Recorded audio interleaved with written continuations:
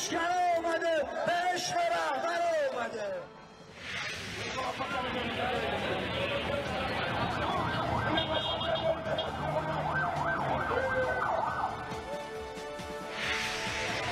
Dans une minute de départ, il sera très simple. Allez, c'est parti, votre promenade. Musique.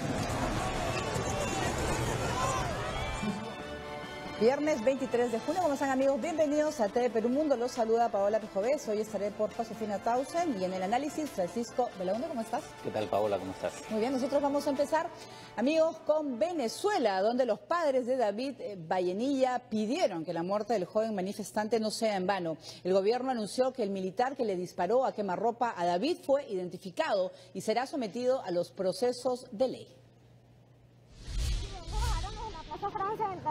El presunto responsable de la muerte de David Vallenilla, de 22 años, ocurrida el jueves por la tarde durante una protesta de la oposición en Caracas, fue identificado y detenido por las autoridades. Según el ministro del Interior y Justicia, Néstor Reverol, se trataría de un sargento adscrito al grupo de la Policía Aérea que custodiaba la zona de La Carlota. En su cuenta de Twitter, Reverol indicó que el uniformado usó un arma de fuego no autorizada y remarcó que fue en circunstancias en que repelían el ataque a una sede militar. Vallenilla, un estudiante de medicina, recibe un impacto de proyectil múltiple detonado desde un arma de fuego, según se detalla en el informe de los forenses en la morgue de Bellomonte. Tras el pronunciamiento del gobierno, los familiares del joven fallecido, que dicen conocer personalmente al presidente Nicolás Maduro, hicieron un llamado a que este crimen no quede impune. Nicolás, es claro que hubo una agresión directa contra David José que conociste, pequeño. Por favor, yo no quiero decir que se haga justicia porque esa palabra ya está demasiado hecha, pero yo quiero que esto no quede así nada más, Nicolás, por favor. No era malandro, era un estudiante graduado, hoy entregaba su dinero para el paquete de su graduación. La muerte de este joven ha indignado a los caraqueños, que hoy cerraron las principales calles de 20 sectores de la capital en el denominado trancazo de la indignación para expresar su molestia por el asesinato de Vallenilla. Mientras tanto, Nicolás Maduro asistió a la transmisión de mando de los nuevos comandantes que componen la Fuerza Armada Nacional Bolivariana. Desde la sede del Ministerio del Poder Popular para la Defensa, y como si desconociera lo que pasa en las calles, exhortó al ejército a continuar garantizando la paz nacional, al tiempo que a la unión cívico-militar. Y hoy también manifestantes han cerrado el paso a la base aérea La Carlota, donde fue asesinado este joven, David Vallenilla. Los manifestantes quemaron 3 camiones que transitaban por el lugar y derribaron parte del cerco metálico mientras eran reprimidos con bombas lacrimógenas.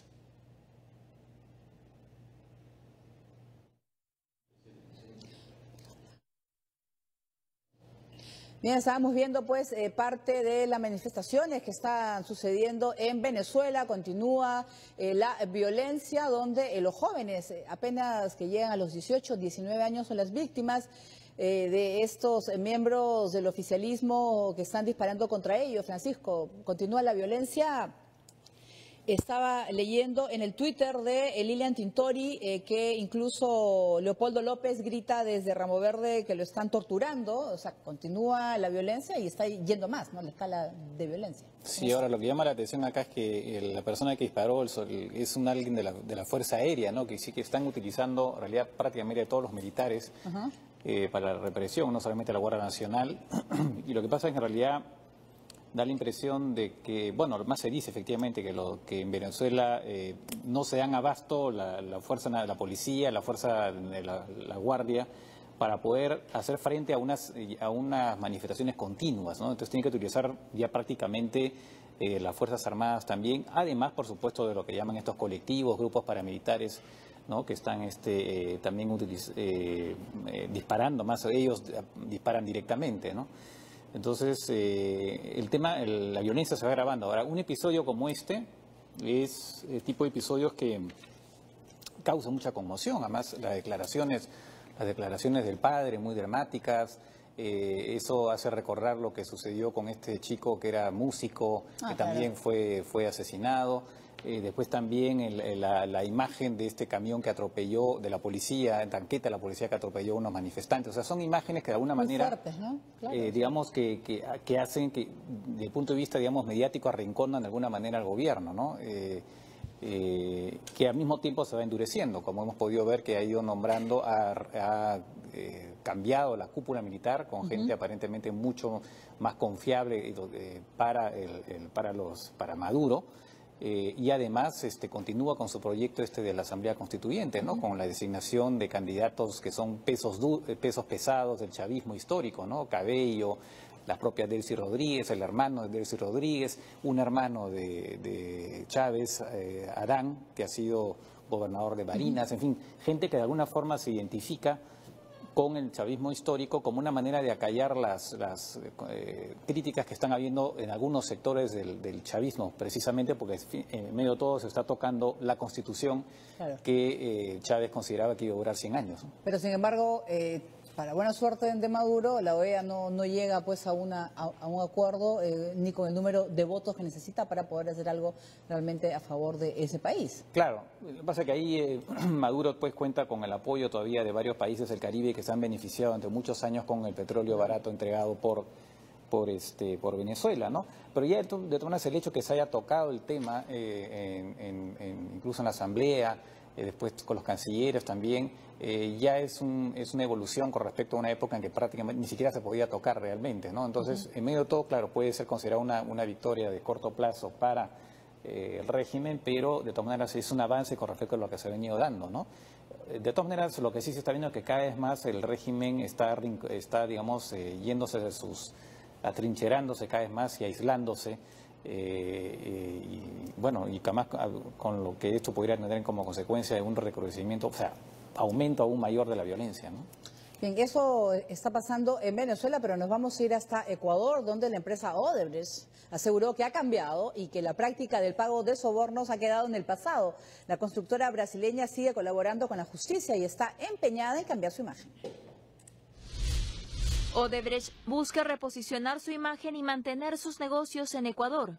Durante un desayuno de trabajo, el director regional de la constructora brasileña, Mauro Webb, indicó que están colaborando con la justicia. Y a partir de este acuerdo, nosotros, que había comentado, pasamos a ser el cooperador en cooperar con la Fiscalía en lo que necesite para lograr su trabajo. Empeñados en asegurar prácticas éticas y de transparencia, los empresarios de Odebrecht pidieron perdón por los errores del pasado y aseguraron que están dispuestos a pagar íntegramente por los daños. Días atrás, Odebrecht firmó un acuerdo de cooperación con la Fiscalía ecuatoriana, por lo que han evitado revelar los implicados en la trama de corrupción. Tampoco han detallado qué recibirán a cambio de su cooperación. Aquí en el Ecuador depende realmente del gobierno el decidir qué tipo de información, en la medida que nosotros proporcionemos esta investigación, qué tipo de información es la que se puede hacer pública. La firma brasileña es acusada de haber distribuido sobornos por $33 millones en el marco de la suscripción de contratos con el gobierno ecuatoriano. En la actualidad tienen 3 obras pendientes en el país, además de los trabajos de construcción para el nuevo metro de Quito.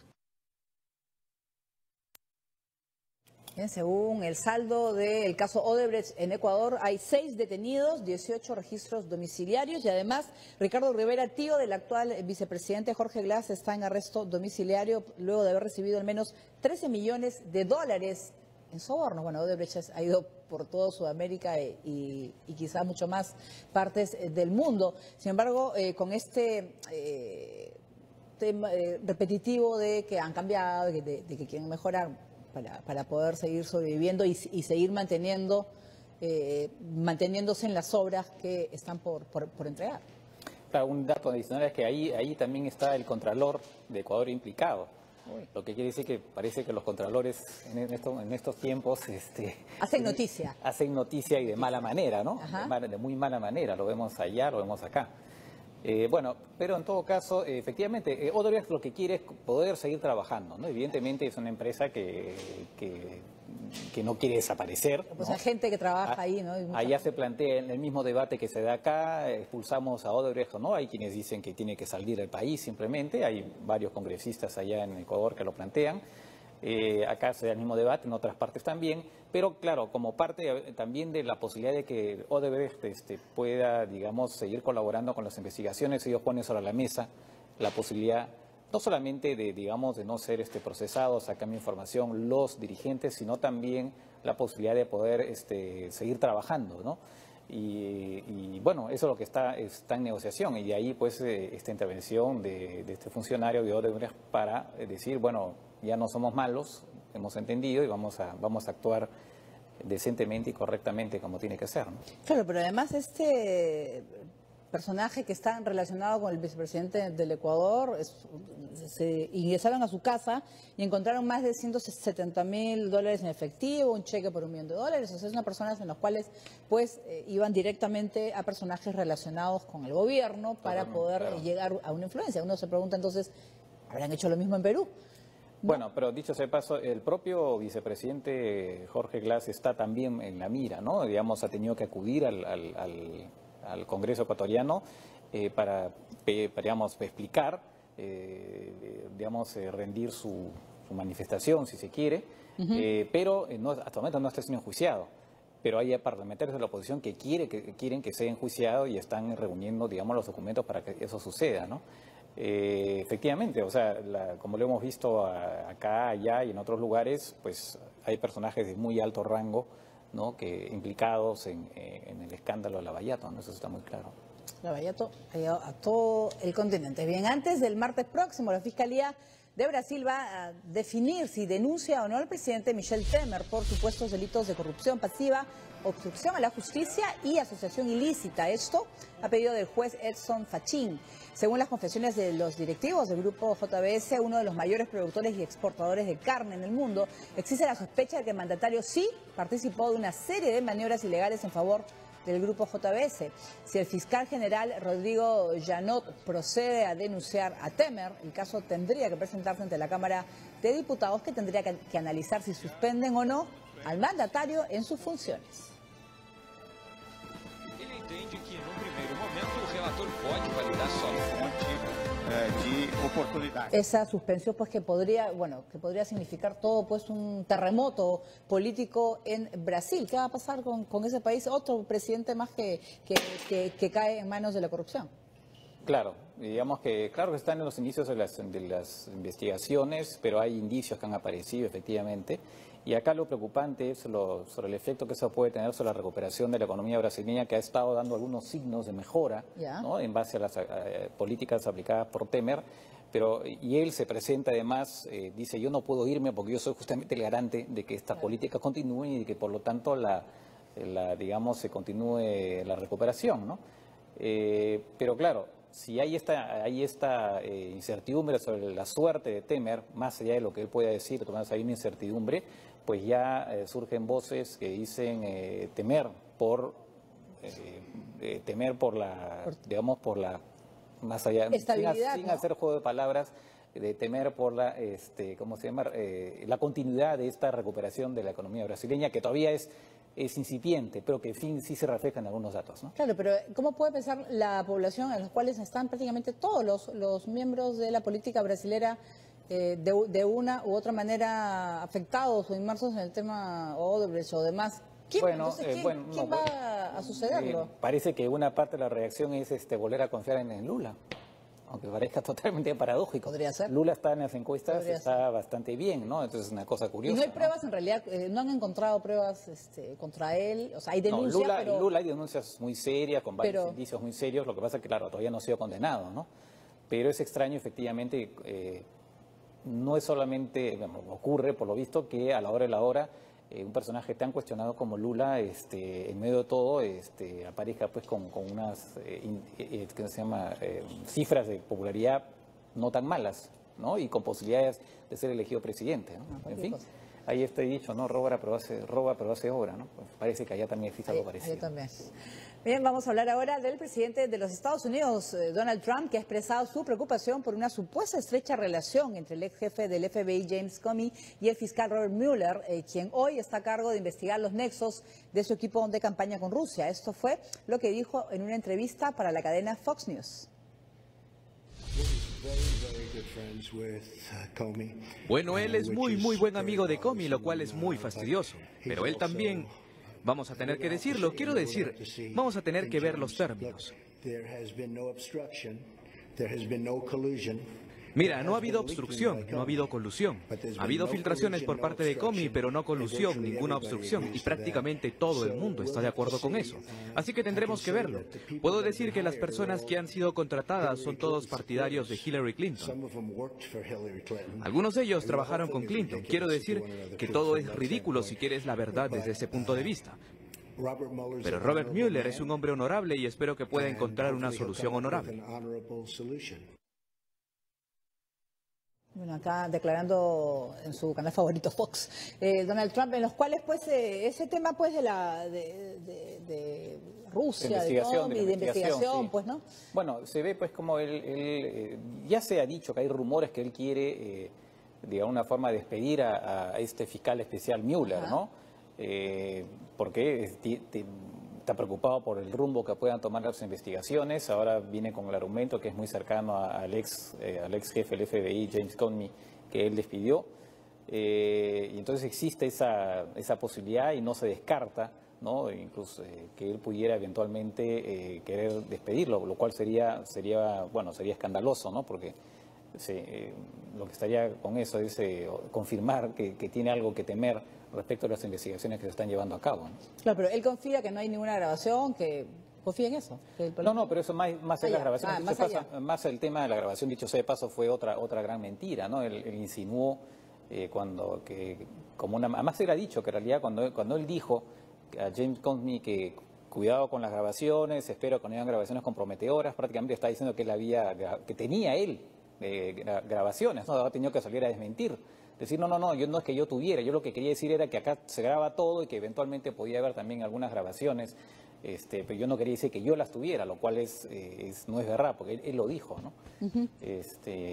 Así que bueno, pero es Donald Trump, que es él, ¿no? Es muy especial. Bueno, a Donald Trump le gusta mucho escribir en su cuenta de Twitter y esta vez ha vuelto a tocar a su vecino, a México.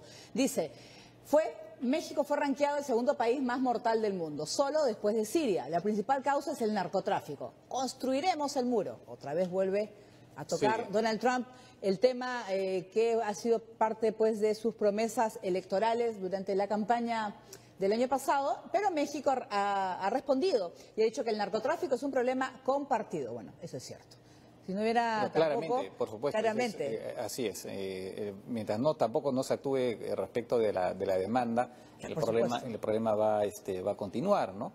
Ahora, sobre que es el segundo país más violento, eso es discutible, ¿no? En términos de ciudades, por lo menos, está antes, en todo caso, en términos de violencia en las ciudades, estaría en todo caso una ciudad venezolana que es Caracas, en términos de homicidios, ¿no?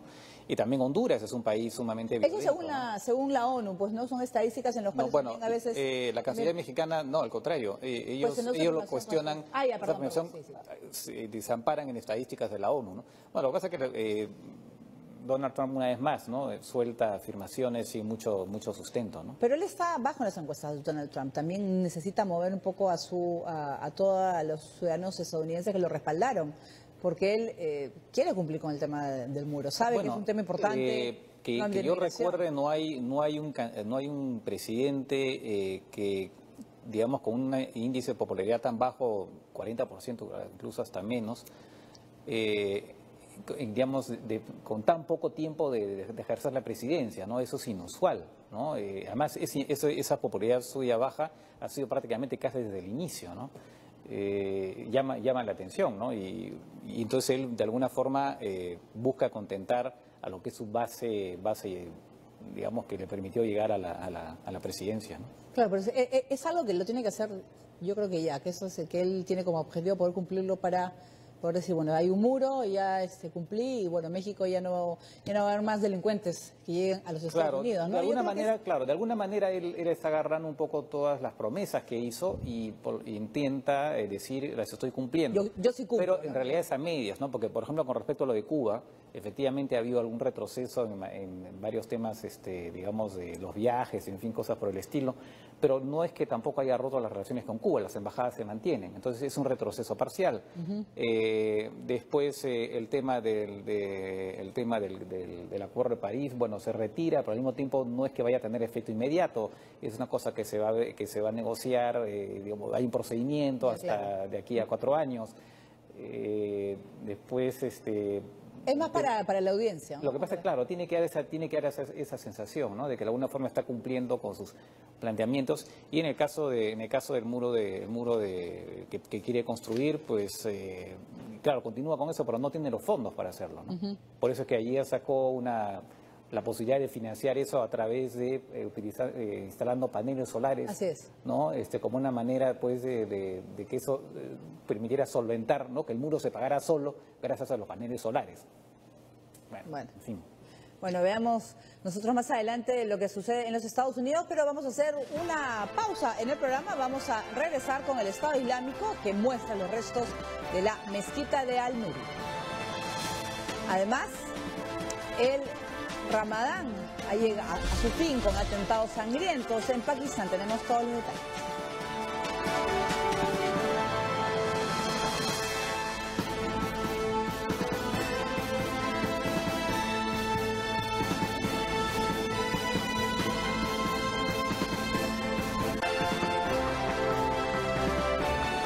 Continuar ahora con el fin de las FARC como grupo armado y al parecer es inminente. Lo ha declarado desde Francia el presidente de Colombia, Juan Manuel Santos.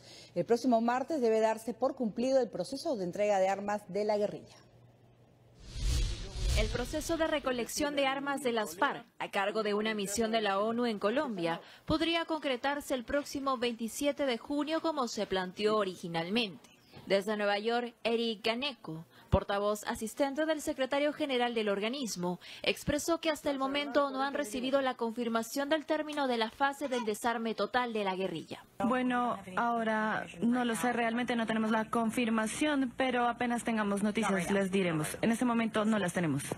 Sin embargo, desde Francia, donde cumple una visita oficial, el presidente Juan Manuel Santos anunció que hoy podría finalizar el proceso de dejación de armas al 100% y con esto la guerrilla afianzaría su desaparición como grupo extremista. Hoy, 23 de junio, Dios mediante, las Naciones Unidas allá en Colombia van a declarar que las FARC entregaron el 100% de sus armas. Hoy, las FARC, las Fuerzas Armadas Revolucionarias de Colombia, la guerrilla más poderosa, más antigua de América Latina, deja de existir. Hasta el momento se tiene claro que unas 6.000 armas han sido entregadas. Sin embargo, el proceso ha tenido retrasos debido a confusiones en los certificados, ya que primero los guerrilleros dejan el material de guerra y luego hacen entrega de la dejación oficial correspondiente de armas.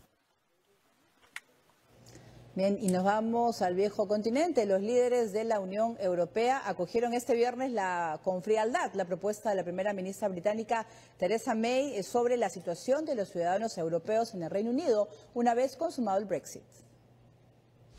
La primera ministra Theresa May ha defendido sus propuestas para garantizar los derechos de los ciudadanos de la Unión Europea que viven en el Reino Unido.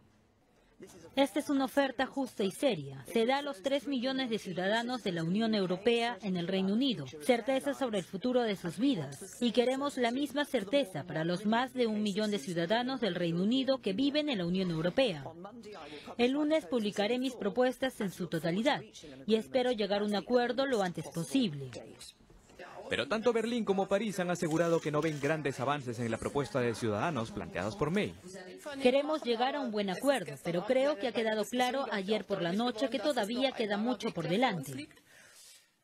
A su turno, el presidente francés suscribió la afirmación de Merkel y dijo que ambos países están dispuestos a coordinar juntos y a una sola voz las negociaciones del Brexit. Similar ha sido la reacción del presidente del Consejo Europeo, Donald Tusk, quien dijo que la oferta de May está por debajo de las expectativas.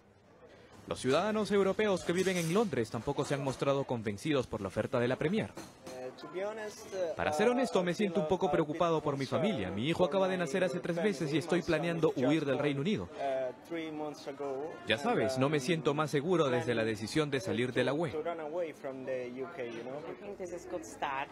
Creo que es un buen comienzo, pero ahora estamos esperando el siguiente paso. Porque está buena la palabra, pero me gustaría que la palabra se convierta en ley y en acción. El planteamiento de May también incluye un periodo de gracia que de momento no ha sido determinado para que los europeos puedan regularizar su estatus en el Reino Unido. Lo que supone la prensa europea es que este periodo podría ser de máximo 2 años. Muy bien, pues hay mucha también, no sé, preocupación, desconfianza en cuanto a lo que he dicho, ¿no? Como dice una de las entrevistadas, ¿no? Primero que la palabra se pueda convertir en ley. Claro, hay que ver una cosa, ¿no? Y uno de los, digamos, grandes, si se quiere, factores de descontento de muchos británicos respecto a la Unión Europea era justamente la inmigración de europeos, en particular de europeos del este, ¿no? Y muchos polacos, por ejemplo, a tal punto que han habido incluso agresiones contra polacos en el Reino Unido, ¿no? Entonces, es uno de los puntos, digamos, que sustentaron de alguna manera el voto a favor del Brexit. Y para la Unión Europea, la suerte que vayan a tener los ciudadanos de la Unión Europea instalados en el Reino Unido es un punto que se tiene que negociar incluso antes que las condiciones del acceso al mercado europeo por parte de Gran Bretaña. La primera ministra May pretendía que eso se negociara en simultáneo o incluso antes, ¿no? Pero no para la Unión Europea, que están preocupados efectivamente por estos 3 millones de europeos que viven en el Reino Unido. Ha habido una primera propuesta que todavía no ha sido detallada. La primera ministra ha dicho que el lunes 26 va a presentar su propuesta de manera más detallada, pero ya evidentemente ya lo que ya ha dicho ha dejado, digamos, insatisfechos a los líderes europeos.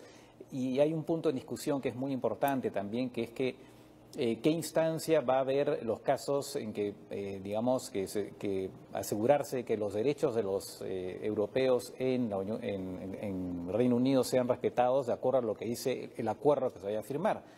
Y la Unión Europea quiere que sea la Corte Europea de Justicia la que vea esos casos. Y hasta ahora, por lo menos, por parte de los británicos, ellos no lo aceptan. Entonces, ese es un punto también, uno de los puntos de divergencia más importantes, ¿no? Claro, y además también la preocupación, sobre todo de todas las personas que tienen familia, ¿no? Si esos derechos van a poder transmitírselo o no a sus hijos, y qué va a pasar con las personas que recién han llegado, por lo menos, o de repente un poquito, o hace un año, o durante este paso del Brexit, puede ser en el último año, ¿no? Bueno, claro, ahí ese es el, digamos, bajo los términos de la Unión Europea, pues prácticamente los miembros de los países de la Unión Europea tienen el mismo estatus que un nacional, para poder trabajar libremente. Si eso va a quedar suspendido o va a terminarse por efecto del Brexit, pues evidentemente lo que va a generar es lo que ya se está dando, que muchos ya están pensando en regresarse. Claro. Regresarse porque dicen, bueno, hay una incertidumbre total sobre lo que puede pasar con nosotros y por eso están un poco a la expectativa de que se llegue a un buen acuerdo. Muy bien, ahora vamos a continuar con el Reino Unido, pero hablaremos del incendio que dejó 79 muertos de la Torre Grenfell de la capital británica, que empezó en la nevera de un departamento. Así lo reveló este viernes la policía. Además, se dispuso la evacuación inmediata de 800 viviendas de otros 5 edificios con el fin de mejorar su seguridad contra incendios. El incendio de la Torre Grenfell empezó en un congelador Hot Point, según ha informado la policía británica este viernes. Las autoridades han concluido que el artefacto fallido ardió de forma accidental en uno de los departamentos del edificio. La superintendenta de la policía también confirmó que hasta el momento la cifra de muertos queda en 79. Los investigadores están considerando presentar cargos de homicidio por este desastre, al que consideran el peor desde la Segunda Guerra Mundial. En diversos edificios británicos aún se siente el temor por un nuevo incendio como el de Grenfell. Las autoridades municipales en el norte de Londres pidieron el traslado de 800 familias de 5 edificios, debido a que no era seguro permanecer en las torres refaccionadas por empresas que trabajaban con Grenfell. La lideresa laborista del municipio de Camden, Georgina Gould, precisó que todas estas personas han sido trasladadas a lugares temporales como hoteles y casas. Vamos a hablar de otros temas. 2 navíos de guerra y un submarino rusos dispararon varios misiles desde el mar Mediterráneo contra blancos del Estado Islámico en Siria, mientras que en Irak los yihadistas han difundido imágenes de las ruinas de la destruida mezquita de Al-Nuri. Estos son los restos de lo que fue la histórica mezquita de Al-Nuri de Mosul, destruida por los terroristas del Estado Islámico, según las imágenes difundidas por Amaq, la agencia propagandística de Daesh. La reacción destructiva del yihadismo contra el patrimonio cultural ha sido una respuesta al cada vez más intenso avance de las fuerzas iraquíes, que se aproximan a las pequeñas calles de la ciudad vieja de Mosul. Pero este ataque podría ser considerado un crimen de guerra, según la portavoz de la ONU, Ravina Shamdasani. El derecho internacional humanitario prohíbe claramente tales ataques, y los perpetradores que atacan estos objetos mientras son conscientes de su carácter religioso e histórico pueden ser considerados responsables de crímenes de guerra, como el caso de Timbuktu en la Corte Penal Internacional. La lucha contra el yihadismo también se ejecuta en Siria. Rusia, aliada del régimen de Bashar al-Assad, lanzó desde el Mediterráneo ataques con misiles contra blancos del Estado Islámico en la provincia de Hama. Según informó el Ministerio de Defensa ruso, con esta ofensiva destruyeron puestos de mando y depósitos de armas y municiones. Por su parte, Estados Unidos y las fuerzas democráticas sirias han avanzado al oeste de Raqqa, bastión sirio de Daesh, recapturando parte del barrio de Jitin. En Siria, el último punto de apoyo del Estado Islámico después de Raqqa sería la zona de Deir al-Zor, ubicada al este de ese país. Bien, estamos hablando pues de la destrucción de esta mezquita de Al-Nuri, pues que es histórica, pues y ese es realmente es un golpe muy fuerte a la humanidad. Y la pregunta que justo se estaba haciendo antes era, ¿por qué destruir una mezquita de musulmanes? Bueno, cuando yo creo que hay otros objetivos de ISIS o... No, bueno, lo que pasa es que en ese caso se especula, ¿no? En realidad, lo que decía un poco ayer, ¿no? Aparentemente lo que podría hacer es que lo que no quería el Estado Islámico es que las fuerzas, que digamos que la mezquita fuera tomada por las fuerzas gubernamentales y, digamos, aparecieran ahí victoriosos. Entonces, digamos... si no es mía, no es tuya, básicamente es eso, y no quiero que te tome fotos, tú una mezquita que digamos, que además que el mismo Estado Islámico la considera muy importante, no hay que olvidar que el propio al-Baghdadi tuvo una intervención en público, ¿no? La única en realidad en esa mezquita, ¿no? Entonces, esa sería un poco la motivación según los análisis de muchas personas, muchos especialistas, ¿no? Porque un poco también lo que decía ayer, ¿no? En general, efectivamente, es verdad que el Estado Islámico ha ido destruyendo una serie de monumentos. Palmira, pues, ¿no? Pero incluso islámicos, ¿no? Pero lo que destruye ahí por una cuestión ideológica son los mausoleos.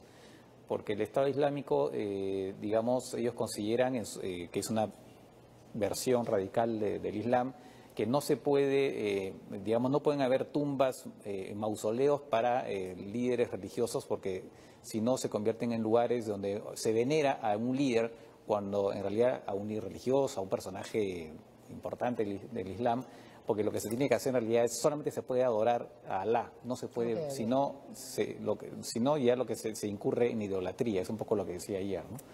Pero este caso es especial. Este caso aparentemente sería como para decir, bueno, si nosotros no tenemos la mezquita, ustedes no la van a tener. Así de simple, ¿no? Y en el tema de estos ataques, disparos de los submarinos rusos y navíos de guerra contra blancos en Siria, ¿cómo está la situación? ¿Esto realmente está logrando algo al objetivo de debilitar? Bueno, no, está retrocediendo claramente, el Estado Islámico está retrocediendo, ¿no? Y esto forma parte pues de las ofensivas, que viene, además es interesante que viene justo después de que, pocos días después de que Irán también lanzara unos misiles, aunque con poca efectividad, porque ninguno dio en el blanco, pero que era en realidad una demostración de fuerza tanto para efectos de la propia guerra en Siria como un mensaje para Arabia Saudita. En este caso Rusia envía también sus misiles. Y esto también en un contexto en que los rusos siguen insistiendo en que eventualmente Baghdadi ha muerto en un ataque, ¿no? que se dio hace ya algunas semanas. Así es. Y entonces vuelven ahora a decir que es muy probable, en casi un 100% de posibilidades, ¿no? de que Baghdadi haya muerto en un ataque, ¿no? Entonces ya comienzan a surgir especulaciones de quién podría ser el sucesor. No se sabe cómo estará conformada actualmente los integrantes, la máxima cúpula de la... Bueno, de ISIS, se habla en particular de dos ex generales, altos oficiales del ejército de Saddam Hussein, que cuando fue disuelto, grave error de los norteamericanos, disolvieron el ejército de Saddam Hussein. Entonces son dos altos oficiales que, sin ser particularmente religiosos, se incorporaron al Estado Islámico, que le permitieron en realidad tener victorias en un inicio, victorias militares. Uno de ellos, estos dos altos oficiales, que son más cercanos al Baghdadi, sería eventualmente su sucesor, pero no en tanto que califa, porque califa, para ser califa tienes que tener pues un background, o sea, digamos, un antecedente como líder religioso importante que ninguno de los dos tiene. Y además tampoco cumplirían con el requisito de ser descendientes de la tribu de Mahoma, porque ese es un requisito para ser califa. Bien, nosotros vamos ahora con otros temas. Casi 30 muertos han dejado 2 atentados en Pakistán en vísperas del fin del Ramadán, como sabemos, el mes sagrado de los musulmanes. Los atentados ocurrieron al oeste y noroeste del país. El último de los ataques se produjo en la ciudad de Parachinar, donde 2 explosiones sucesivas cerca a un mercado lleno de gente provocó la muerte de 17 personas y dejó a otras 70 heridas, entre ellos niños. Más temprano en la ciudad de Quetta, otra explosión cerca a un cuartel de la policía causó 11 muertes, 20 heridos y varios edificios de la zona fueron dañados, informaron las autoridades. Aunque inicialmente un grupo terrorista talibán asumió la autoría del crimen, el Estado Islámico mostró una fotografía del supuesto autor del atentado. Ambas versiones están en investigación. Los ataques sucedieron 2 días después de la fiesta de Ramadán. Hacemos una nueva pausa. Los iraníes se volcaron a las calles en el día del repudio contra Israel. Además, con la primera condena de cárcel para la Rasputina de Corea del Sur. Volvemos.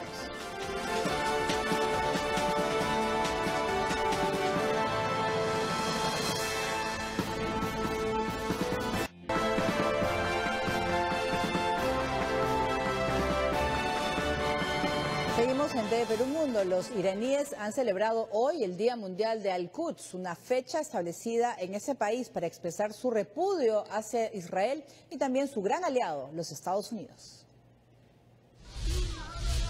Irán y sus aliados han celebrado el Día de Al-Quds establecido por Ayatollah Ruhollah Khomeini en 1979 en solidaridad con el Estado de Palestina. Este debe realizarse los últimos viernes del Ramadán y en la República Islámica, como todos los años, ha sido un mitin con arengas de muerte a Israel y a Estados Unidos. La aniquilación israelí, si Dios quiere, debe ser hecha por los palestinos. El resto del mundo islámico debe imponer presión mental y política y apoyar a los movimientos de resistencia para que, Dios quiera, ellos tengan éxito. La comunidad musulmana iraní en Berlín también ha celebrado el Día de Al-Quds con carteles a favor de la liberación de Palestina y consignas anti-israelíes. Ahí dice: antisionismo no es antisemitismo, en una señal clara de que no estamos contra los judíos de ninguna manera, porque nuestra religión solo quiere respetar a los judíos. También tenemos derechos de minorías para judíos y para todas las demás minorías en Irán.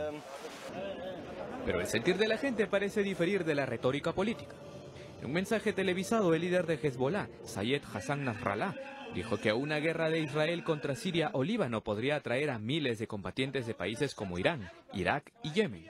Medios judíos reportaron que en la víspera un funcionario de la Fuerza Aérea Israelí señaló que las capacidades de su país han avanzado desde la Segunda Guerra de Líbano en 2006 como una advertencia ante un eventual ataque del grupo Hezbollah. Y para poder terminar con el bloqueo hacia Qatar, Arabia Saudita y sus aliados del Golfo han presentado 13 exigencias que deben ser cumplidas en 10 días.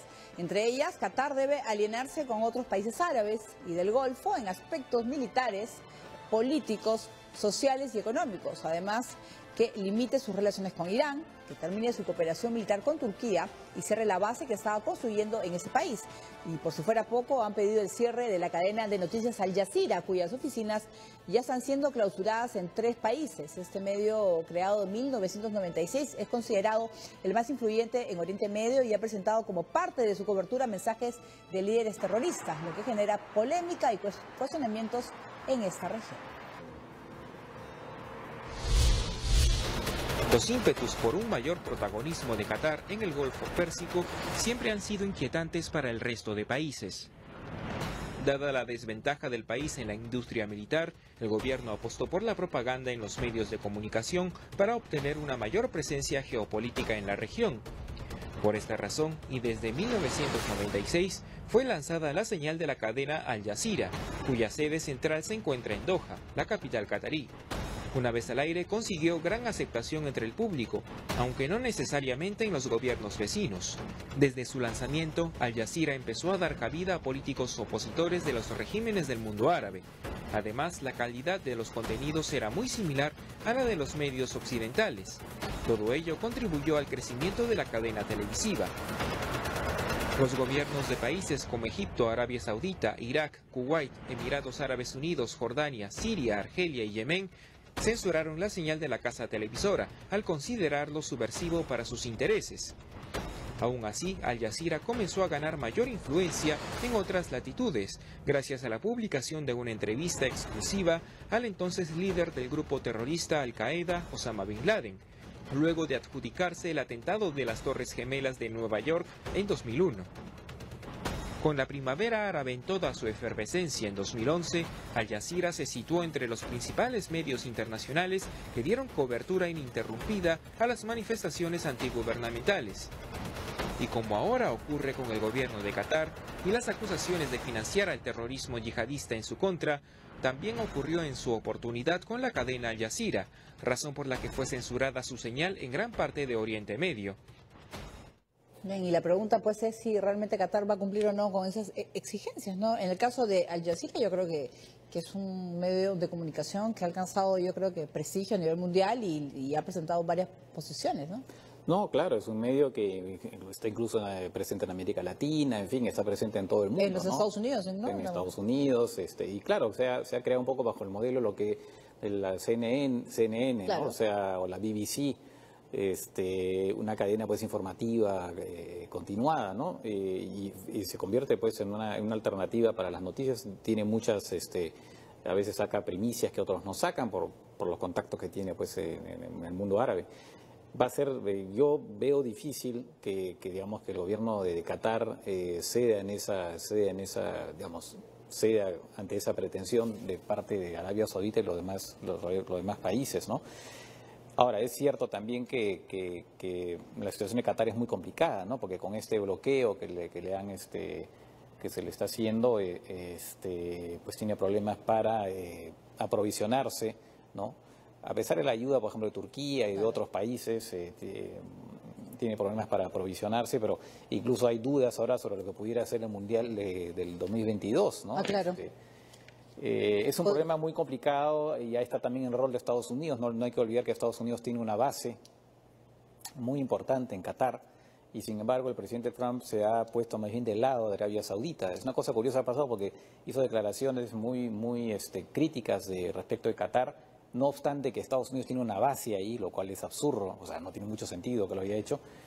Y el Departamento de Estado, hablando ha tenido una voz un poco, distinta de Donald Trump, una vez más, diciendo que en todo caso Arabia Saudita y sus aliados tenían que probar que efectivamente Qatar, por ejemplo, financiaba el terrorismo, ¿no? Entonces, hay un ajedrez geopolítico ahí, porque también, como se ha mencionado en el reportaje, también está el tema de Turquía, ¿no?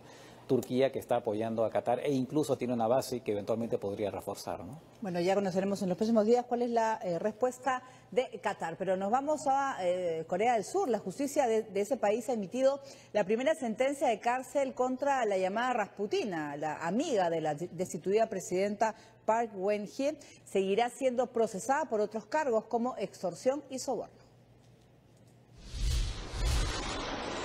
3 años de cárcel para la Rasputina surcoreana en la primera sentencia de los numerosos cargos que se le imputan. La amiga íntima de la expresidenta Park ha sido considerada culpable de obstrucción del deber por exigir favores académicos para su hija a una universidad. Choi Soon-sil y Park están acusadas, entre otras cosas, de extorsionar cerca de 45 millones de euros a empresas a cambio de un trato de favor del gobierno.